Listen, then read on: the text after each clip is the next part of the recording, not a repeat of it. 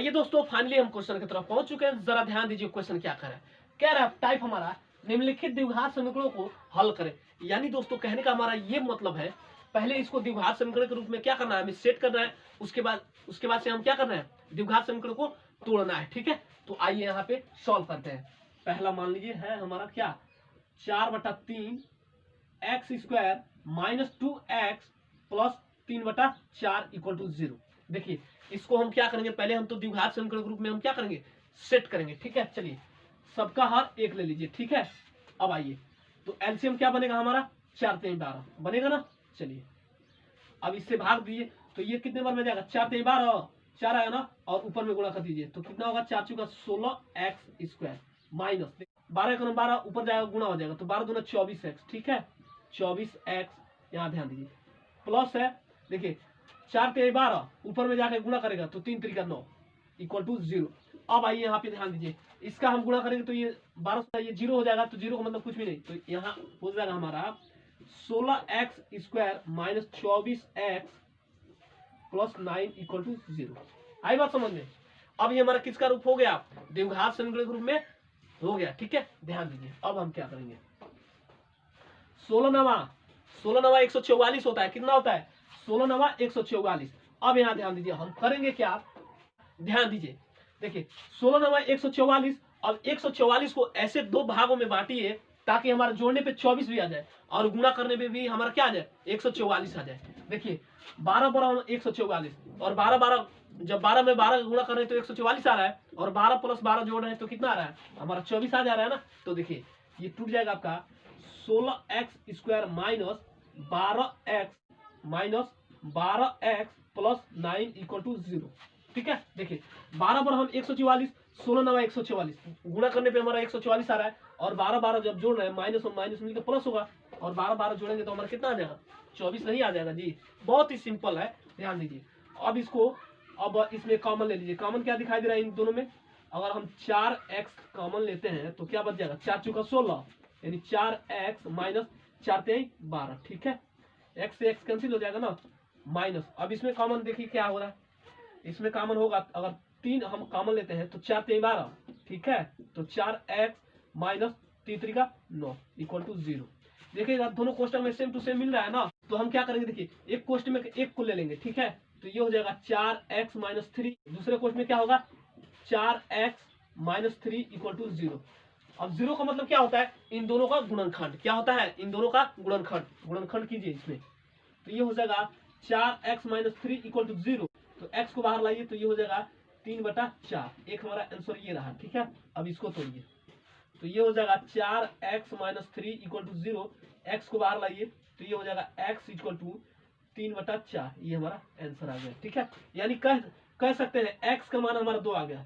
पहला कौन है, 3/4 3/4, ये हमारा आंसर है। ठीक है, चलिए इसका हम दूसरा क्वेश्चन देखते हैं। क्वेश्चन नंबर 2 क्या कह रहा है, कह रहा है 2z² plus z minus 6 equal to 0। ये ऑलरेडी किसके रूप में है, द्विघात समीकरण के रूप में। ठीक है, द्विघात समीकरण के रूप में है, ध्यान दीजिएगा।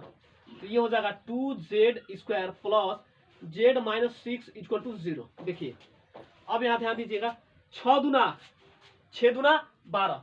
अब देखिए 12 को ऐसे दो पार्ट में तोड़िए। ठीक है, ताकि हमारा z का मतलब क्या होता है, यहाँ कुछ भी नहीं है तो एक अंक मानेंगे, यहाँ क्या है, 1 है। ठीक है, तो 6 दूना 12। ठीक है, अब यहाँ ध्यान दीजिए 12 को ऐसे दो पार्ट में तोड़िए ताकि गुणा करने पे हमारा 12 भी आ जाए। ठीक है, और जोड़ने पे हमारा क्या आ जाए, 1 आ जाए। ठीक है, तो ये हो जाएगा 2z² माइनस प्लस तो 4×3=12 यानी 4z minus 3z minus 6 equal to 0। ठीक है, अब यहाँ ध्यान दीजिएगा प्लस माइनस माइनस होता है, जब 4 में से 3z माइनस करेंगे कितना बचेगा, 1z। तो हमारा 1z नहीं आ गया। अब इसमें कॉमन देखिए क्या दिखाई दे रहा है, अगर हम कॉमन 2z लेते हैं तो क्या बच जाएगा, z प्लस क्या बचेगा, 2 दूना 4 माइनस, यहाँ ध्यान दीजिए यहाँ कॉमन लेते हैं हम, अगर 3 कॉमन ले लें। ठीक है, अगर 3 कॉमन लेते हैं तो यहाँ क्या बच जाएगा, z माइनस 2×3 6। ठीक है, इक्वल टू 0। देखिएगा ये प्लस होगा ना, तो ये हो जाएगा हमारा पहले क्वेश्चन में z प्लस 2, दूसरे क्वेश्चन में क्या होगा 2z माइनस 3 इक्वल टू 0। अब इसको तोड़िए तो हो जाएगा हमारा z प्लस 2 इक्वल टू 0, तो z इक्वल टू -2। इसको तोड़िए तो ये कितना होगा हमारा, हो जाएगा 2z माइनस 3 इक्वल टू 0। तो z को बाहर लाइए, ठीक है। तो z इक्वल टू 3/2, ये हमारा आंसर है, ठीक है। यानी कह सकते हैं z का मान हमारा कितना आ गया, z का मान आ गया एक -2 और एक 3/2, ठीक है। चलिए ये रहा हमारा आंसर। चलिए इसका तीसरा क्वेश्चन देखते हैं। चलिए इसको मिटाए क्या, चलिए इसको यहीं पे मिटा देते हैं, ठीक है। क्वेश्चन नंबर तीसरा क्या कह रहा है, क्वेश्चन नंबर तीसरा बहुत ही शानदार है। कह रहा है 3y स्क्वायर माइनस 2√6y, ठीक है, प्लस 2 इक्वल टू 0। देखिए ये ऑलरेडी किसके रूप में है, द्विघात समीकरण के रूप में दे रखा है, ठीक है। देखिए तो इसको तोड़िए, तो 3 दूना 6y होगा। तो देखिएगा इधर 2√6 है ना, तो हम क्या करेंगे, इसको हम चाहे तो ऐसे भी लिख सकते हैं, क्योंकि हमको 3 लाना है ना। तो √3y इंटू √3y। अब ये पूछे कैसे आया सर, तो देखिए √3 इधर भी है और √3 इधर भी है। जब गुणा में होता है तो क्या होता है, जब रूट टूटता है तो एक, जब वर्ग टूटता है तो रूट भी टूट के एक 3 बाहर निकल जाता है, ठीक है। तो ये देखिएगा हमको 3y लाना है ना, तो 3y स्क्वायर नहीं आ जाएगा, जब रूट टूटेगा तो वर्ग भी टूट जाएगा, तो एक 3 बाहर ऑलरेडी निकल जाएगा। तो 3y स्क्वायर माइनस, अब इसको देखिएगा, इसको कैसे लिख सकते हैं, अगर हम इसको 2×6, अगर हम इसको ऐसे लिख सकते हैं √6y माइनस, इसको हम ऐसे भी लिख सकते हैं √6y प्लस 2 इक्वल टू 0। अब ये भी कहिएगा सर जी कैसे आया, तो देखिए हमको 2×6 लाना है ना, यानी 2×6 हमको कितना लाना है, 6 लाना है। तो ध्यान दीजिएगा जब रूट टूटता है तो एक वर्ग टूट जाएगा, तो एक 6 बाहर निकल जाएगा। तो देखिएगा 2×6 यानी 6 आ जा रहा है ना हमारा, ठीक है। तो अब देखिए इसमें कॉमन क्या दिखाई दे रहा है, अगर हम 3y कॉमन ले लेते हैं √3y, तो क्या बच जाएगा यहाँ पे, आपका बचेगा √3y माइनस, यहाँ क्या बच जाएगा 2×6 ना, तो यहाँ √2 हो जाएगा माइनस, यहाँ कॉमन क्या दिखाई दे रहा है, सॉरी या 2 रहेगा ना, इंटू 2, इसको भी गुणा करा लीजिए, ठीक है, इक्वल टू 0। तो यहाँ कॉमन क्या दिखाई दे रहा है, देखिएगा 2×6, अगर √2 हम कॉमन लेते हैं तो क्या बच जाएगा हमारा, बच जाएगा आपका 2×6 यानी 3y माइनस √2 हो जाएगा, ठीक है, इक्वल टू 0। अब यहाँ ध्यान दीजिए पहला कोष्टक और दूसरा कोष्टक सेम टू सेम मिल रहा है ना, तो देखिए तो ये हो जाएगा √3y माइनस √2, दूसरे कोष्टक में क्या होगा √3y माइनस √2 इक्वल टू 0। अब इसको अलग अलग कीजिए, तो ये हो जाएगा आपका √3y माइनस √2 इक्वल टू 0। तो y को बाहर लाइए, तो y इक्वल टू क्या होगा √2 बटे में क्या होगा √3। एक आंसर हमारा ये रहा, ठीक है। इसको तोड़िए, तो ये हो जाएगा आपका √3y माइनस √2 इक्वल टू 0। अब यहाँ ध्यान दीजिए हम करेंगे क्या, y को बाहर लाइए, तो y को बाहर लाएंगे तो क्या हो जाएगा हमारा √2 बटे में क्या होगा √3, ये हमारा आंसर है, ठीक है। यानी हम कह सकते हैं y का मान हमारा 2 आ गया। कैसे, देखिए पहला हमारा √2 बटे में √3 कमा, और दूसरा हमारा क्या है √2 कमा में √3, चूंकि हमारा ये आंसर है, ठीक है।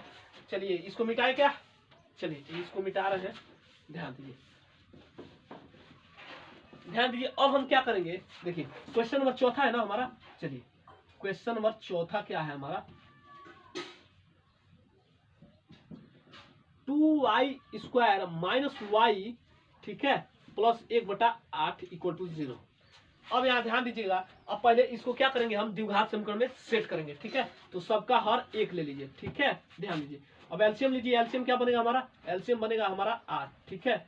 अब यहाँ आइए, अब भाग देंगे 8 में 1 का, तो कितना बार में जाएगा, 1 बार में, तो 8 गुना 16 ऊपर जाएगा, गुना हो जाएगा ना, तो ये हो जाएगा 16y स्क्वायर माइनस, ये 1 बार में जाएगा तो ये हो जाएगा 8y, ठीक है, प्लस यहाँ 8 से 8 कैंसिल, और 1 बार में गुणा होगा तो कितना होगा 1 इक्वल टू 0। अब 8 को इसमें गुणा करा लीजिए तो 0 हो जाएगा, ठीक है। तो ध्यान दीजिएगा, तो ये हो जाएगा हमारा 16y square minus 8y plus 1 equal to 0। अब ध्यान दीजिए हम क्या करेंगे, ध्यान दीजिएगा, देखिएगा 16 एकम 16, अब 16 को ऐसे 2 भागों में बांटिए ताकि जोड़ने पे हमारा क्या आ जाए 8 भी आ जाए, और गुणा करने पे हमारा 16 निकल जाए। तो हम ऐसे कर सकते हैं 4 चौका 16 हो सकता है ना। चलिए 4 में 4 का गुणा करेंगे तो 16 आएगा, 4 में 4 का जोड़ेंगे तो कितना आएगा 8 आएगा, ठीक है। तो इसको ऐसे भी लिख सकते हैं 16y स्क्वायर माइनस, यहाँ ध्यान दीजिए, तो ये हो जाएगा 4y माइनस 4y, क्योंकि माइनस माइनस मिलकर प्लस होता है, तो 4 और 4 जोड़ेंगे तो कितना होगा 8 होगा, और यहाँ गुणा करेंगे तो 16 आ जाएगा प्लस 1 इक्वल टू 0। ठीक है, ध्यान दीजिए। अब हम क्या करेंगे, अब हम इसको कॉमन ले लेंगे। कॉमन इसमें क्या दिखाई दे रहा है इन दोनों में, अगर 4y हम कॉमन लेते हैं तो क्या बच जाएगा, 4 चौका 16, तो 4y माइनस 1 बचेगा ना। ध्यान दीजिए, क्योंकि y से y कैंसिल, तो y का मतलब 1 ही होता है। ध्यान दीजिए, माइनस यहाँ का मतलब क्या दिखाई दे रहा है, 1 हम कॉमन ले तो ये हो जाएगा 4y माइनस 1 इक्वल टू 0। ठीक है, अब देखिएगा दोनों कोष्टक मिल रहा है तो एक को हम ले लेंगे। ठीक है, तो ये हो जाएगा 4y माइनस 1, दूसरे क्वेश्चन में क्या है 4y माइनस 1 इक्वल टू 0।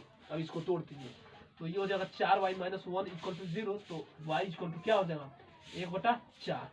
ये हमारा आंसर है। दूसरा में देख लीजिए, दूसरा में है हमारा 4y माइनस 1 इक्वल टू 0। देखिएगा यहाँ पे y का मान लाना है ना, तो y को बाहर निकालिए तो ये हो जाएगा y इक्वल टू 1/4। ये हमारा आंसर है, यानी कह सकते हैं y का मान हमारा 2 आ गया। कौन कौन, 1/4 1/4। ठीक है, ये रहा हमारा आंसर। चलिए दोस्तों, आज तक यहीं पर रहने दीजिए, मैं फिर पुनः अगले वीडियो में मिलता हूँ, तब तक के लिए जय हिंद।